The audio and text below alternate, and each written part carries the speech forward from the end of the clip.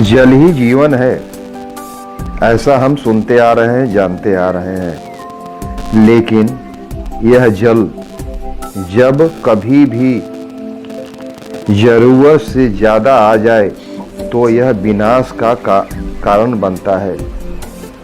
हमारे धरती का दूसरा नाम वाटर प्लैनेट भी है। यहाँ पर कुल उपलब्ध जल का 99% भाग हम लोगों के उपयोग के लायक नहीं है, लेकिन 1% भाग उपयोग के लायक है। यह 99% जो भाग है वह रिसाइकिल होकर के वापस धरती पे आता है और समुद्रों में बर्बाद होकर के चला जाता है। यह प्रक्रिया सतत चलती रहती है।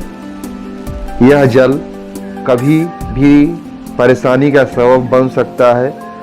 सामने सर स्टीफन हॉकिंस हैं, एक प्रसिद्ध भौतिकविद। इन्होंने कहा था कि अगर हम नहीं पर्यावरण के हिसाब से चेते तो 2050 तक हमारी सभ्यता बहुत कुछ खो देगी और आने वाले 10 सालों के भीतर पानी का बहुत ज़्यादा प्रॉब्लम आप और हम देखेंगे।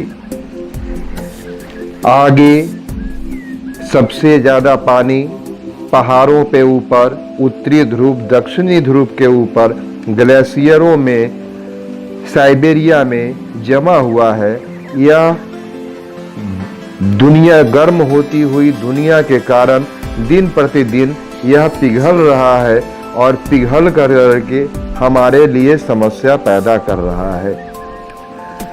अभी की परिस्थिति देखें तो समाचार में यही आ रहा है कि इस दुनिया के ये देश, दुनिया के ये देश, दुनिया के ये देश पानी में डूब चुके हैं। परंतु क्या इस समस्या को हम खुद पैदा नहीं किए हैं? यह समस्या हमारी स्वयं की देन है। इसके लिए नेचर को हम दोषी नहीं ठहरा सकते। नेचर के आधार पर, नेचर के साथ हमने बारंबार खिलवाड़ किया है। परिणाम स्वरूप कहीं बहुत ज़्यादा पानी तो कहीं पानी के तरसते हुए लोग। मरुभूमि क्षेत्र में लगातार विस्तार हो रहा है, चाहे थार हो, सहारा हो या सऊदी अरेबिया का आप देख ले। सऊदी अरेबिया में तो ये हो रहा है, जाड़े के दिनों में रेगिस्तान में बर्फ तक गिर रहा है। इतना क्लाइमेट चेंज आ रहा है। इसे हम और आप रोक तो नहीं सकते हैं, लेकिन कुछ कम तो कर सकते हैं। सिर्फ सरकारों पर छोड़ देने से काम नहीं होगा। कहीं भी पानी अगर वाटर लॉगिंग का प्रॉब्लम होता है तो सरकार दोषी है, सरकार दोषी है, सरकार दोषी है, यह कह करके अपना हम पल्ला झाड़ लेते हैं। लेकिन क्या इसके लिए हमारी गलती नहीं है?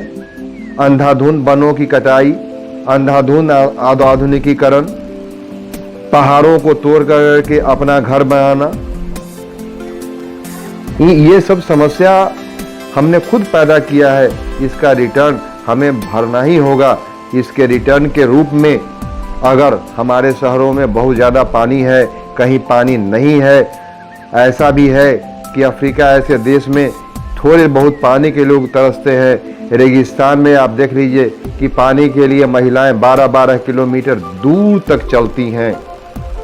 और कहीं स्थिति ये है कि पानी में डूबे हुए लोग, पानी में डूबी हुई गाड़ियाँ, पानी में डूबे हुए घर, किस तरीके से जीवन यापन लोग करते होंगे, जरा इन चित्रों को देख करके आप स्वयं समझ लें। आधी गाड़ियाँ महानगरों में पानी में डूब जा रही हैं। कह रहे हैं महापालिका, नगर पालिका, जो कुछ भी हो, दोषी हो।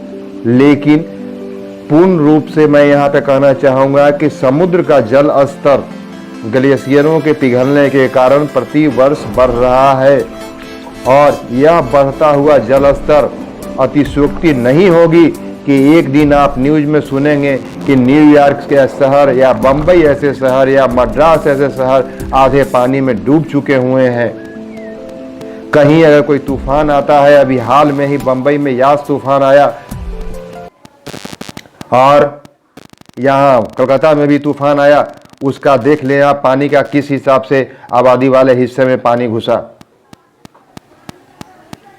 इसे पर्यावरण चक्र को असंतुलित होने में रोकने में थोड़ी बहुत जो कुछ भी मदद हो वह हम लोगों को कम से कम करनी चाहिए, क्योंकि सृष्टि